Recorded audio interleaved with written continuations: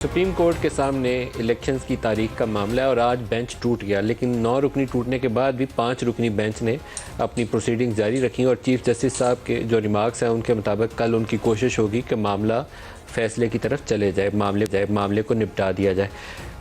किसको इख्तियार है आइन के अंदर तारीख देना? सबसे बड़ा तो तशरीह का मामला जो आइन के तहत 90 रोज़ की कदगन मौजूद है, पाबंदी है 90 रोज़ की, उसके तहत फ़ैसला देना है। सदर साहब को करना है, गवर्नर्स को करना है, असम्बली टूटी तो क्या होगा। लेकिन जो 4 नोट आए वो बड़ी अहमियत के हामिल है और मुझे लगता नहीं है कि उनसे आंखें बंद करके तो हम आगे बढ़ सकते हैं। इस सारे मामले को देखना पड़ेगा कि उन 4 जजेज़ ने किन नुकात को उठाया है। क्या चीफ जस्टिस साहब उसको सामने रखते हुए आगे बढ़ेंगे या उसको बिल्कुल छोड़ के सिर्फ 90 रोज़ की जो शर्त है उसके ऊपर फ़ैसला देंगे।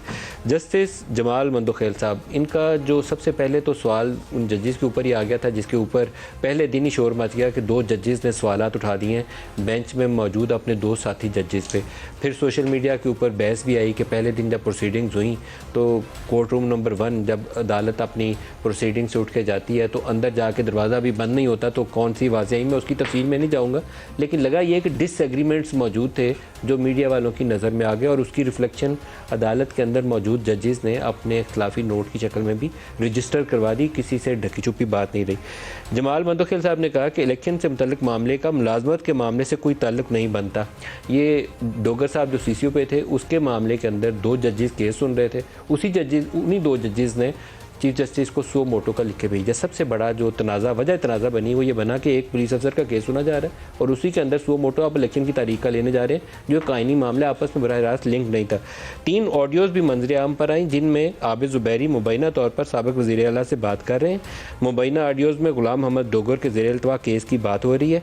ऐसे में आर्टिकल 184(3) के तहत मामला अज़ खुद नोटिस के लिए चीफ जस्टिस को भेजना मुनासिब नहीं है। ये जस्टिस मंदोखेल साहब कह रहे हैं। जस्टिस याहिया अफरीदी साहब ने कहा कि माहौल गर्म है, सियासी जमातों का नुक्ता नज़र भी है, अदालत तहम्मुल का मुजाहरा करे। रिस्ट्रेंट, जुडिशल रिस्ट्रेंट का लफ्ज़ इस्तेमाल किया उन्होंने। ये हाई कोर्ट के कानूनी दायरा अख्तियार की भी तौहीन होगी। और इसके बाद उन्होंने कहा कि मैं तीनों दरखास्तों को मुस्तरद करता हूँ, आर्टिकल 184(3) का इस्तेमाल तीनों दरखास्तों में दुरुस्त नहीं है। जस्टिस अतर मिनल्ला साहब ने जो सवालात उठाए बड़े वज़नी सवालात हैं। मुझे मालूम नहीं कि वो क्या ये दुरुस्त वक्त पे उठाए गए, लेकिन सुप्रीम कोर्ट का एक जज उठाता है तो उस सवाल को आप नज़रअंदाज नहीं कर सकते। वो तो असम्बली की तहलील के ऊपर ही सवाल उठा रहे हैं कि क्या सूबाई असम्बलियाँ दुरुस्त तरीके से तहलील हुई, क्या किसी स्ट्रेंजर की एडवाइस पे तहलील हुई या चीफ मिनिस्टर ने अपनी जो एक्सरसाइज किया अपना जो आइनी इख्तियार था उसको, और क्या वो आइनी इख्तियार एब्सोल्यूट है या उसके ऊपर भी कुछ शराइत हैं कि किस सूरत हाल में उसको डिसोल्यूशन की तरफ जाना चाहिए। जस्टिस साहब कहते हैं, जस्टिस अतर मिनल्ला कहते हैं कि चीफ जस्टिस के ओपन कोर्ट में दिया गया ऑर्डर तहरीरी हुक्मनामे से मुताबिकत नहीं रखता। अब ये भूचाल है अगर इसको आप समझें कि जो ऑर्डर ओपन कोर्ट में दिया गया था वो तहरीरी ऑर्डर का हिस्सा नहीं है।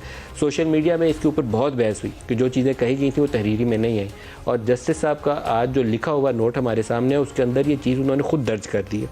सूबाई असम्बलियाँ तोड़ने की आइनी और कानूनी हैसियत को नज़रअंदाज नहीं किया जा सकता। क्या सूबाई असम्बलियाँ जमहूरियत के आइनी असूलों को रौंद कर तोड़ी गई? असम्बलियाँ तोड़ने के कानूनी हैसियत पर सवालात बुनियादी हकूक़ की संगीन खिलाफ वर्जी से मुतल्लिक है।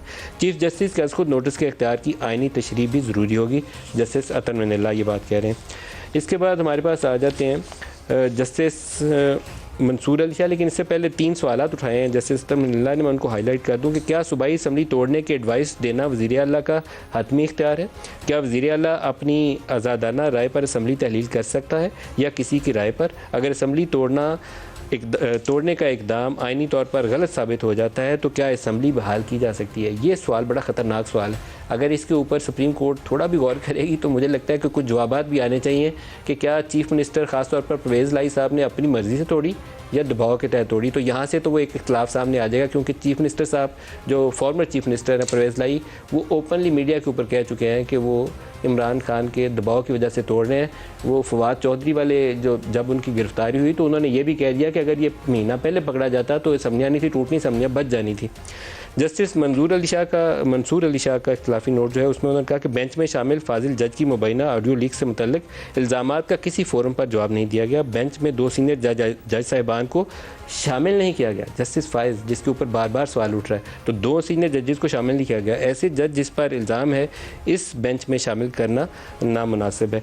ये वो सूरत हाल है जहाँ पर कल सुप्रीम कोर्ट बैठेगी और इसको फ़ैसला इस मामले पर देगी।